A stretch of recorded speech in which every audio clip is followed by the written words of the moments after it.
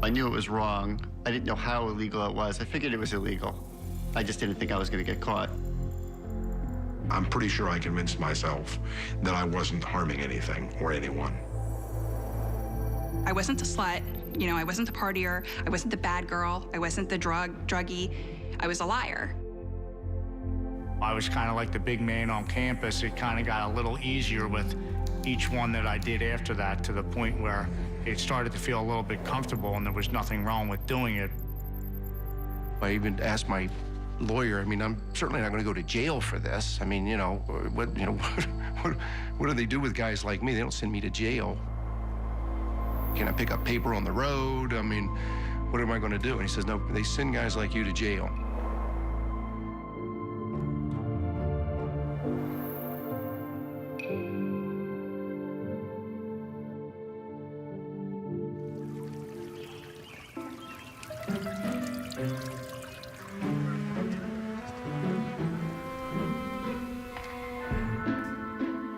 How many people here have lied at least once since the beginning of 2014? How many people here think of yourself in general as honest, wonderful people? The same group. How can it be? How can it be that at the same time we think of ourselves as honest and then we recognize that we're dishonest? It turns out it's all about rationalization. My name is Dan Ariely, and I'm interested in human behavior. I'm interested in rationality and irrationality. I'm interested in the cases in which we make good decisions and the cases in which we make bad decisions. But they'll do first the roles constraint, and then they'll do the real. Together with colleagues and students, we run hundreds of experiments to try and understand human behavior. And in the last few years, we've been focusing on dishonesty. We watch corporate scandals everywhere. Enron, WorldCom, the financial crisis of 2008. We saw an increase in cheating in professional sports. Have you ever used steroids? No. I have never used steroids. I have never doped. We witnessed political deception and its huge repercussions. Does the NSA collect any type of data at all on millions or hundreds of millions of Americans? No, sir. It does not. Not wittingly. On one hand, we want to look at the mirror and think that we're good, honest, wonderful people. On the other hand, we want to benefit selfishly from being dishonest. As long as we cheat just a little bit, we don't have to pay any price in terms of the image and the way we view ourselves. And we call this the fudge factor. So this is the ability to misbehave and think of ourselves as good people. And you can think about all kinds of ways in which in your own life you have a fudge factor. The speed limit. Maybe it says 55, but are you okay in driving 60? What about cheating a little bit on taxes? What about exaggerating their online dating profile? Across many studies, we find that everything that changes the fudge factor also changes people's ability to be dishonest. There are dozens of elements that can change the magnitude of the fudge factor. And we've been able to observe many of them in the lab. For example, if you can say to yourself, everybody is doing it, it's easier for you to rationalize to yourself that this is actually an okay thing to do and cheat to a higher degree.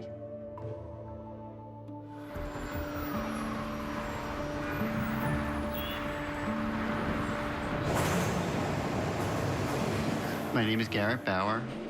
I'm 44 years old, and I used to be a professional stock trader. I love trading. It was more fun than almost anything. Doing a really smart trade was more important to me than even making money. When I first moved to New York, I met my first friend, and his name was Ken. He knew a lawyer. Matthew Kluger. I worked at a very prestigious firm that represented some of the biggest names in corporate America. I had known Ken Robinson for a couple of years. We talked to each other on the phone. He said, so you're working on these high-profile deals? And I said, yes. He said, so let me get this straight. You kind of get to read tomorrow's paper today. And he said, you know, that information could be valuable to someone. And I said, yeah, but it's very risky. It's highly illegal. Ken said, I have a friend who's a big day trader who could take that information and use it to great advantage, but could probably avoid detection because he does a lot of day trading. We set up a meeting on the street corner and talked for maybe an hour.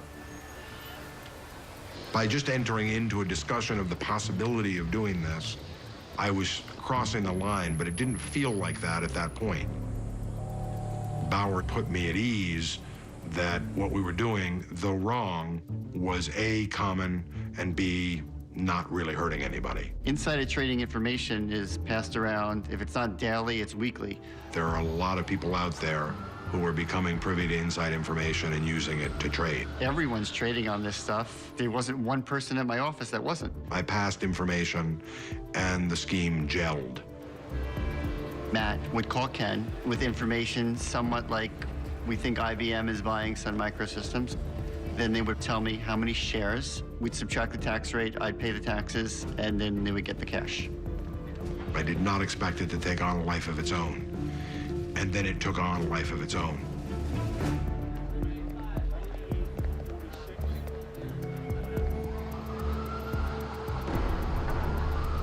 One night, Ken called me and said his house had been raided. I don't remember everything he said on that call, but I remember thinking that some of what he said was a little suspicious and was wondering, is it possible someone is listening? But I dismissed that as being paranoia.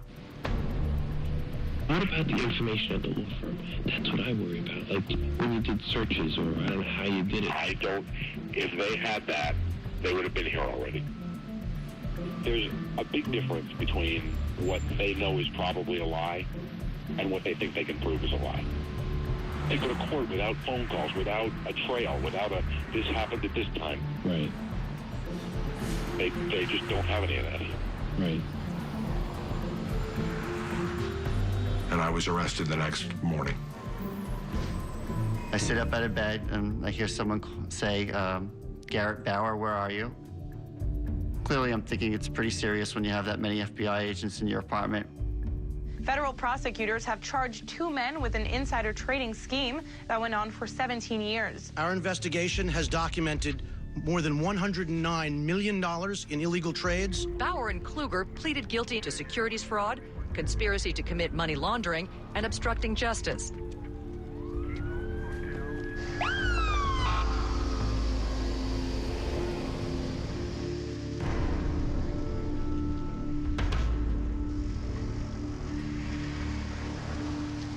In order to study dishonesty, we need to be able to measure, hopefully precisely, the extent to which people are dishonest. So we have all kinds of methods. I'll describe one of them.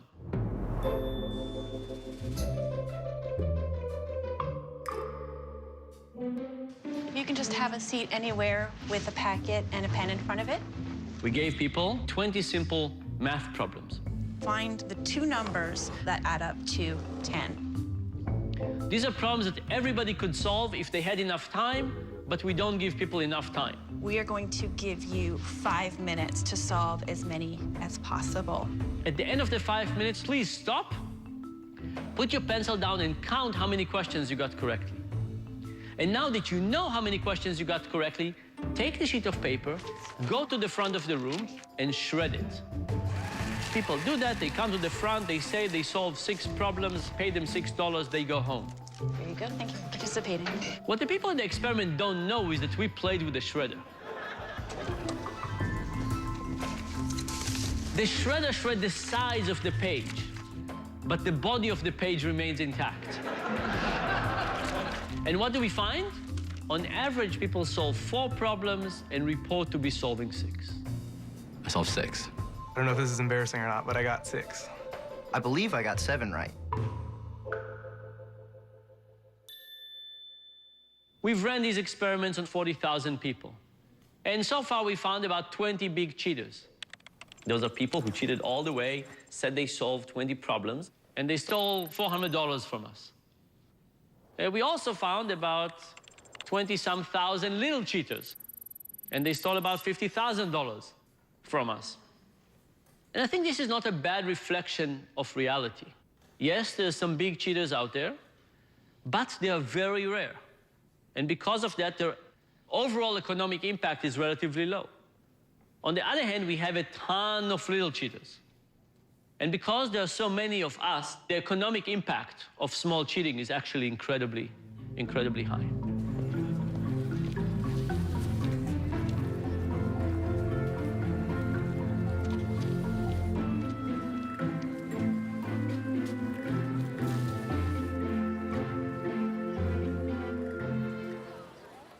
I think having a first affair definitely makes a second affair easier because you've already been there and done that. You know that you can get away with it, you know, because you did before.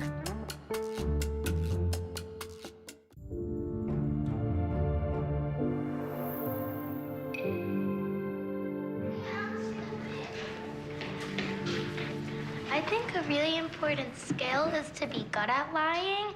So, like, if you do it in, like, a really good way, then you don't have to worry about them catching you. So that's why I think it's good to be good at lying. Sometimes you also have to lie in a way because you're making somebody happy. Like, if you're throwing a surprise birthday party, then that means they're obviously trying to help and get ready or do something. And so you're lying to your friend to help them have a good birthday. All creatures, big or small, have deception as part of their armamentary. Oftentimes it's just survival. You know, a plant or a bird might change color and camouflage itself, which is a form of deception. The bigger the brain, the larger the capacity to lie. Chimpanzees, for example, have been known to lie where they may lead their group away from where the food is so that that one particular chimpanzee can come back to the food later on and find that food. It's very common for children, younger children, to fib. And for them, it gives them pleasure. It helps them imagine things, and it helps them build their brain and helps them build what is called the theory of mind, a psychological theory by which, as our brains mature, we're able to predict and imagine what the other person's thinking about. And unless children lie and unless children imagine and dream big, they may not have the full capacity to develop a theory of mind. In one project, Dan and I decided to look at what's the influence of others' unethical behavior on our own decisions to cheat. So we designed an experiment with different type of conditions. So imagine the same experiment I described to you before, but with one main difference. We hired an acting student, and 30 seconds into the experiment, he raised his hand. Yeah, I got all of them. What do I do? And they say, I solved everything, what do I do next? Sure, come up here. And Dad. Now, this is 30 seconds into the experiment. You are still on question number 1. There is no question in your mind that that person is cheating, and the experimenter said, you finished everything, you're free to go. There you go. Thanks very much. And you see that person taking all the amount of money and going home. What would happen to your own morality? Well, lots more people cheat. But there could be 2 explanations here. One explanation is we just proved to people that in this experiment there's no downside for cheating. The second possibility is that it's not about the fact that they wouldn't catch you, it's about the fact that it's actually socially okay. Thank you for participating. And so we decided to study this by looking at whether the person cheating is somebody like us, somebody we feel similar to, or somebody who's very different from us. We ran this experiment at Carnegie Mellon. Everybody was a Carnegie Mellon student. The acting student was a Carnegie Mellon student. We dressed the acting student in a University of Pittsburgh sweatshirt. Now, what happens if you're a University of Carnegie Mellon student and a Pittsburgh student cheats? You still know that you can get away with it. Here's the proof that somebody goes home with all the money, but you don't think that people like you are doing it. And what happens now? Cheating goes down. So it's not about the probability of being caught. It's about the question of what is socially acceptable in our circle.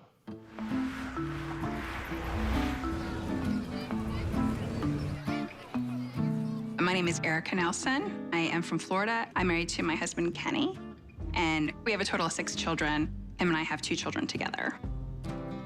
He has a really good heart, and we had a really good relationship. But to go from nothing to having 6 children, you know, it was a lot. You know, it was all about like the kids and then his work, and that was really it. And I was just kind of, you know, wiping butts from the moment I got up to the moment I went to bed, and that was kind of my life. It's gonna change too.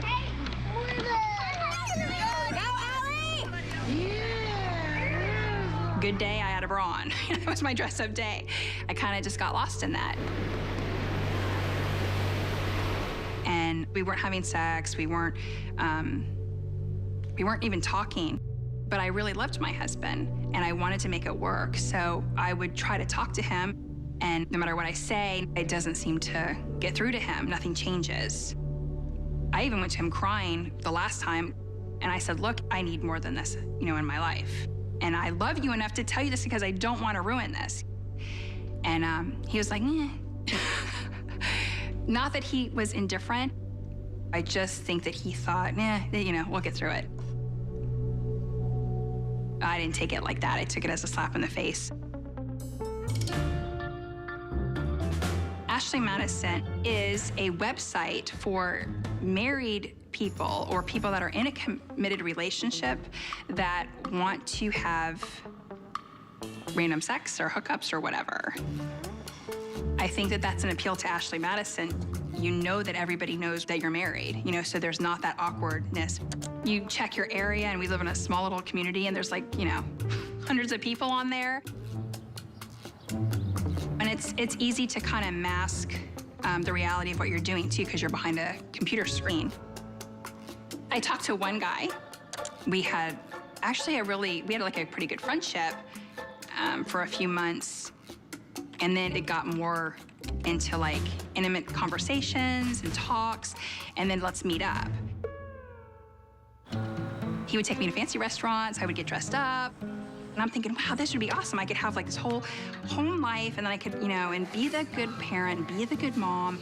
Then I can have this whole other life of jet setting and, you know, wearing bras and dressing up and wearing makeup and doing your hair. Polar opposite of what I had going on at home. And I think that I almost was more attracted to that than anything else. And I would lie and say that I was just gonna go to hang out with my friend, or I was gonna go, you know, visit my parents or whatever, you know, to see him.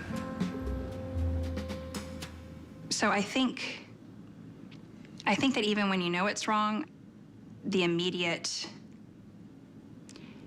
gratification suffocates what you know is right. So I came home one night and I asked my husband, are you going out of town this week at all? And he said, why? So you can talk to him on the phone, why I'm not here? And I just said, how did you find out? And then he kind of walked away, and then I followed him upstairs. I didn't know how long he had known. I didn't know what he knew. So all these questions went in my head. And he said, you left up an email. And he said, you know, I came in the office and the email was there from the night before. And I read all of them. And I said, look, you know, I was going to get attention or whatever from somebody else. As messed up as that is, that's how I am. And I don't know how to get over that. So I need like your help, or I need somebody's help. I said, but I don't want to mess this up between us. I saw how hurt he was, and my husband didn't deserve it, and I deleted my account that day.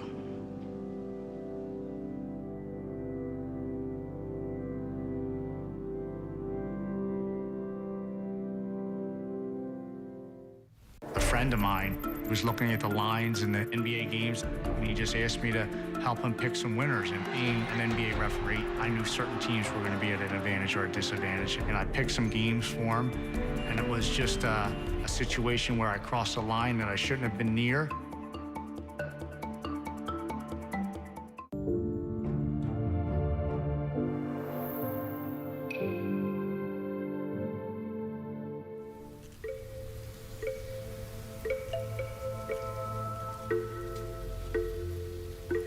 On the computer screen, you will see a square. It will be divided into two. There'll be a right half and a left half. We're going to flash some dots in this square just for half a second. Your task, if you were a participant in the experiment, is just to tell me which side of the line has more dots. And it's usually pretty obvious which side. There's like a lot here and not very many here. Now, there's one more thing. We're not going to pay you the same amount for the right and for the left. But regardless of the amount, your task is to basically be as accurate and truthful as possible. Ready? Go. The dot task is a basic experiment in conflicts of interest. Very, very few people start by lying egregiously. But if the dots are kind of similar, just slightly more to the left, they would say right. Almost any moral conflict you can think of as there's a line and you have to decide whether you're going to cross it or not. You kind of want to go to the other side and you kind of know what the right side is. Maybe I'll go to the other side sometimes.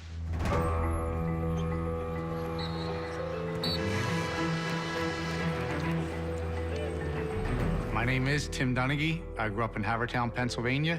My father was a college basketball official, and because of that and because of my love of sports, I followed in his footsteps and pursued a career as an NBA basketball referee. About as good a defense as you can get. I started the referee, based on the rules and how they're written in the rule book. Tim Donaghy, the rookie official, is calling it very tight here in the early going. A lot of offensive fouls and picks, so they're calling it by the rule book. Unfortunately, I saw some people that were moving up a little bit quicker than me. I learned from the veterans that there's a certain craft and a certain way that you have to do things in order to advance. And, they'll tell you, certain players are given the benefit of maybe traveling with the basketball rather than other players. Certain players are getting the benefit of not having that critical foul called on them that would send them to the bench. Rubio gets a look, good if it goes. Oh my gosh, that's just a horrible call by Jason Phillips, who did not have the courage to call that against Kobe Bryant. Wow. Just an awful no call. It's probably about 50-50 when you look at calls that are enforced by the rule book and then calls that are made or not made based on star treatment, pressure from coaches at certain times. What changed those last few minutes for you guys? You guys with the whistles. I've never had conversations with the commissioner about what to call in a game and what not to call in a game, but from the operations department, they clearly dictate through video, through emails, through meetings, what they want called and what they don't want called. And it always seems to revolve around the star players or the big market teams. Kobe Bryant's a star in this league. He puts a lot of people in the stands, he sells a lot of sneakers, and he sells a lot of jerseys. And the fans paid an enormous amount of money to sit in those courtside seats, and they want those type of players on the floor. That's who they came to see. I don't think the officials feel that they're doing something that's not right, because in their minds, they're being told what to do from the league office. And if they're going to continue to advance and get those big playoff bonus checks, you're going to do what the league wants.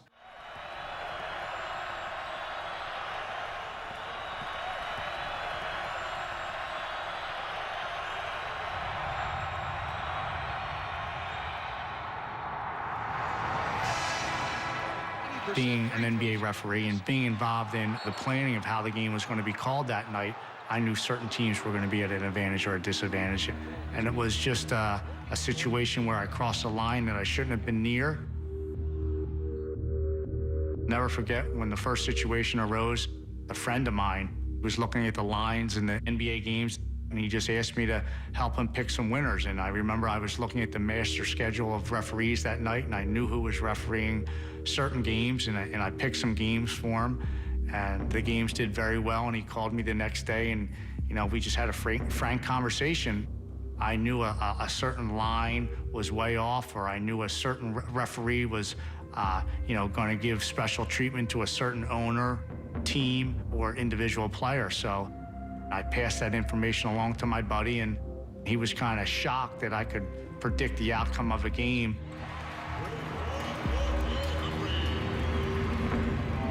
We would discuss certain games that we both liked, and because of my contract with the NBA, I wasn't allowed to place a bet of any kind, so he would contact the bookies and put everything under his name for both of us. It got to the point where we were gambling probably 3 or 4 games a week in the NBA at As time went on, I started to feel guilty about doing it, and basically I wanted to stop. What I didn't realize is my good friend was passing this information along to people that were associated with organized crime. And they were basically betting an enormous amount of money based on the information that I was giving him. They picked me up outside a hotel in Philadelphia and basically took me for a ride in the car and made it known that they had been getting that information and pics were going to continue to come. And if not, somebody would visit my wife and kids down in Florida. So my quick thoughts were to play ball with them a little bit and hopefully at the end of this coming season, they would release me from the grips and make enough money to where, we could all just wash our hands of this and be done with it and never do it again, and I could continue to keep my job and just move in a different direction.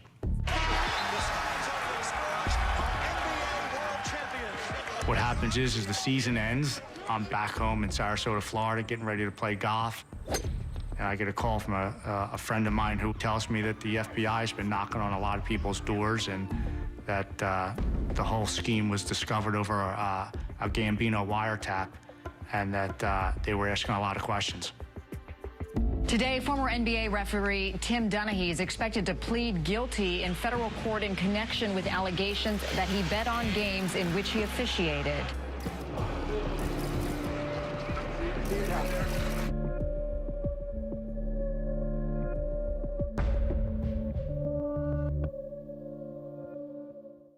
Our brain gets accustomed to lying because after a while, the negative value of lying, the negative feeling, is just not there so much.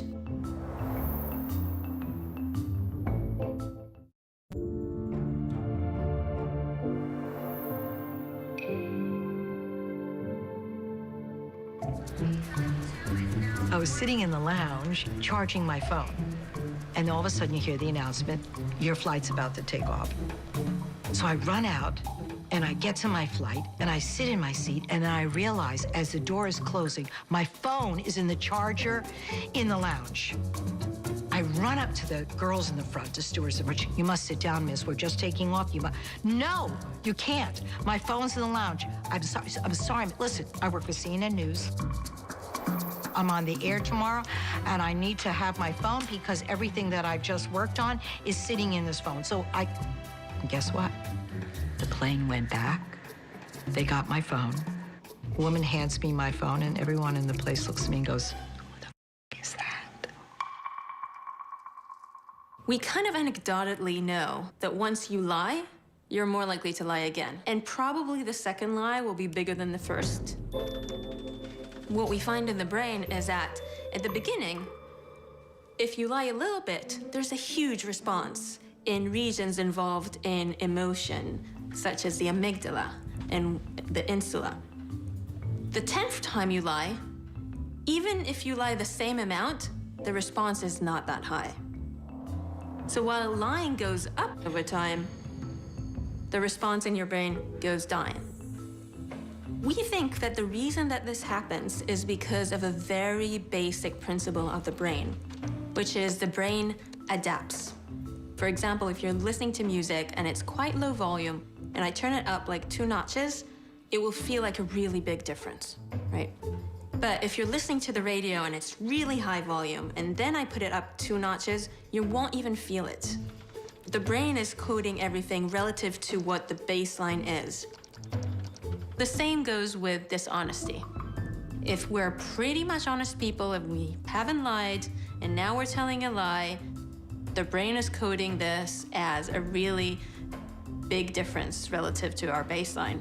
But if we're dishonest and we lie quite a lot, the brain doesn't respond so much. After a while, the negative value of lying, the negative feeling, is just not there so much, which kind of makes you just lie more and more and more. For a split second, I said, I can fix this. And then the totality of what I had done, it was just coming crashing down. I mean, there was no way that I could fix it.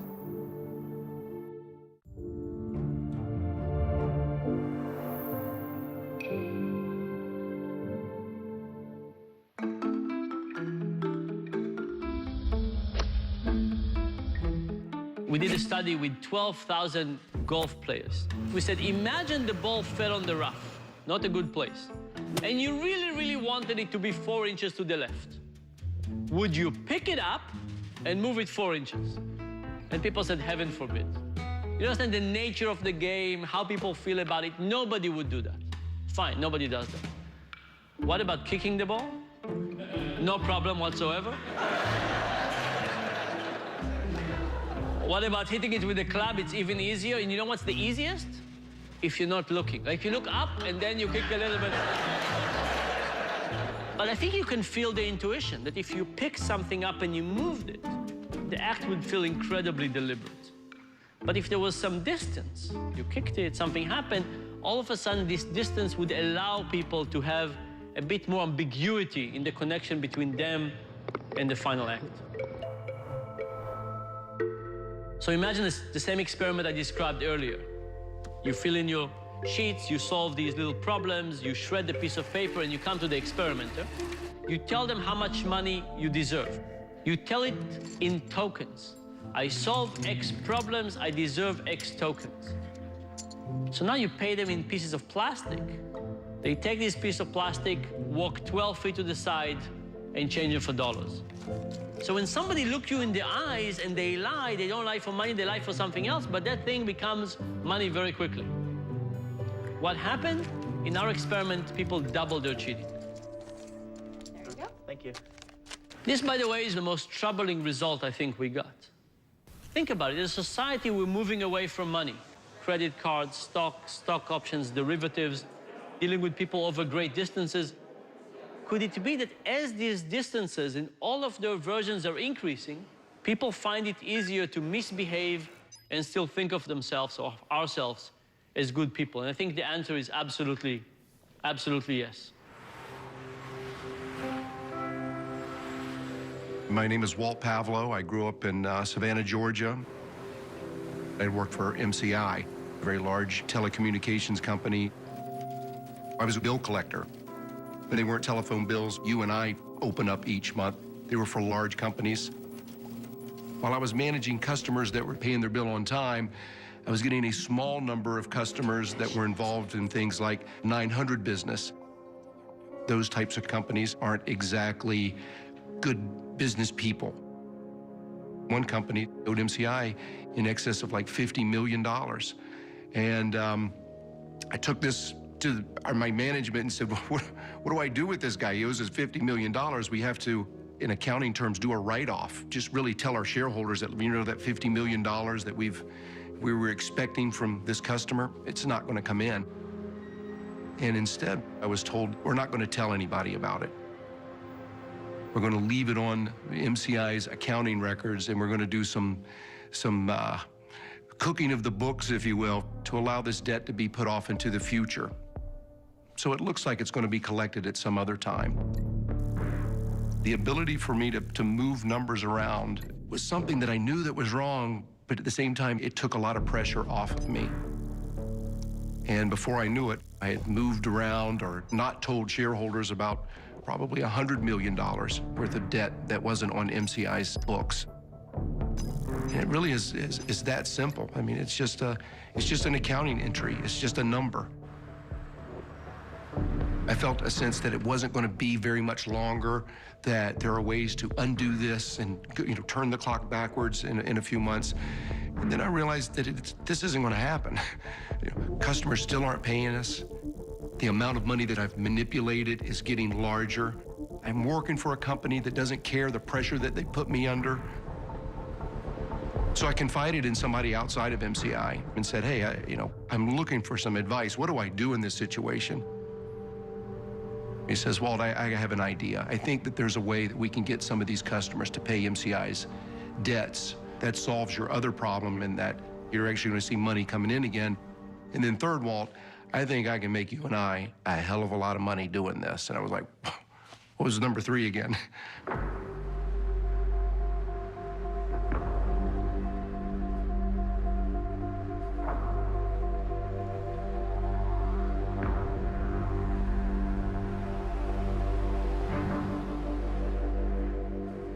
I felt a sense of empowerment, you know, really cockiness.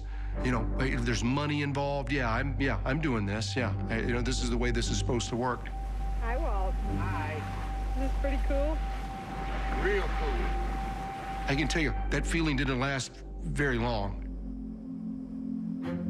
I went down to the Cayman Islands. I went on a private jet, and a guy hands me a lot of money, and I'm like, oh my God, what is this?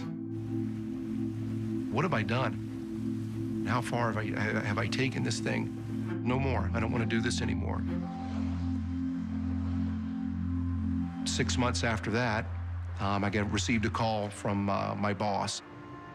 Somebody from accounting has called me and told me something's wrong with one of the accounting entries, and they need an explanation for it. For a split second, I said, I can fix this. And then the totality of what I had done, it was just coming crashing down. I mean, there was no way that I could fix it. I've been caught.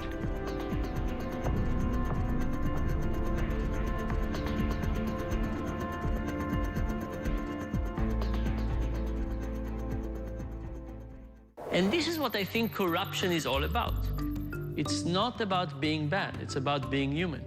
And because of that, it means that we all need to think about how do we protect ourselves against our own bad behavior and the bad behavior of other people.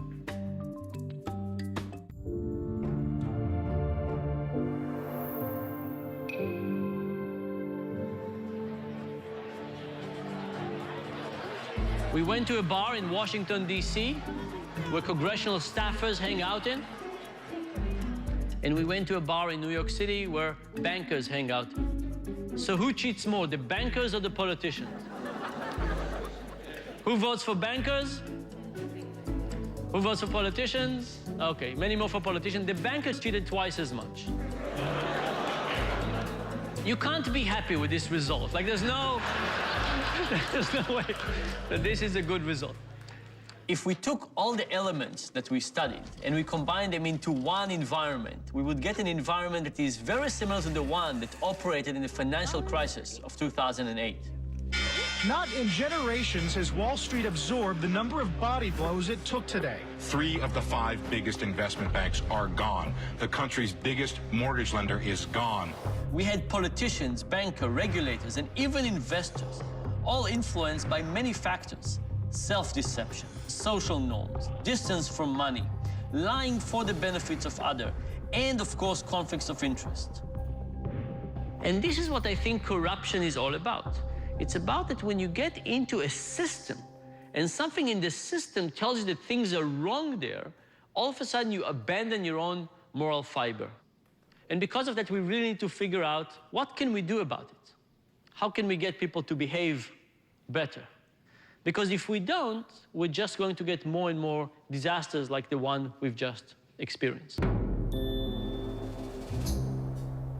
Many of the experiments that we have conducted are about trying to find ways to curb dishonesty.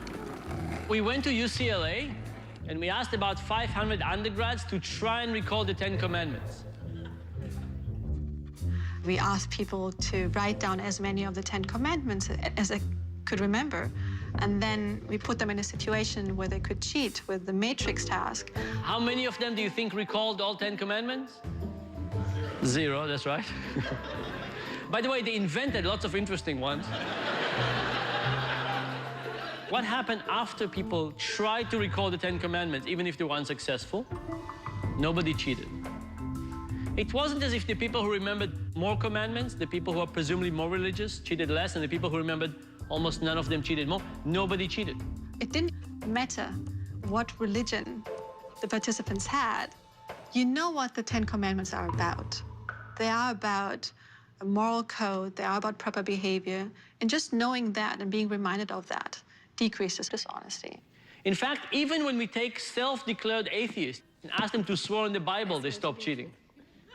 It is not about heaven and hell and being caught. It's about reminding ourselves about our own moral fiber. We found this result to be very promising, but we wanted to test it in a non-religious context. So we went to MIT, and we did a similar experiment with honor codes. So we got students at MIT to sign the honor code. I understand that this short study falls under the MIT honor code. They did it, shredded a piece of paper. What happened? No cheating whatsoever. And no cheating whatsoever, despite the fact that MIT doesn't have an honor code. Then we replicated the experiment at Princeton. Princeton has a very strong honor code. In fact, the freshmen get a whole week of crash course on morality, lectures, discussion.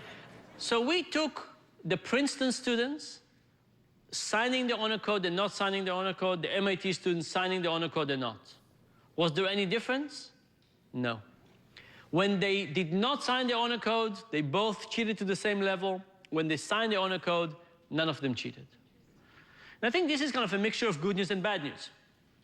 The bad news is the crash course on morality, particularly the Princeton version, doesn't seem to have any effect 2 weeks down the road.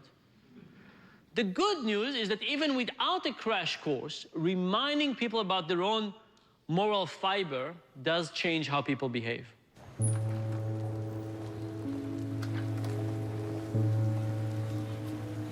It took me a long time to come to grips with the fact that I was going to go to prison. And it wasn't because I didn't know that I was guilty.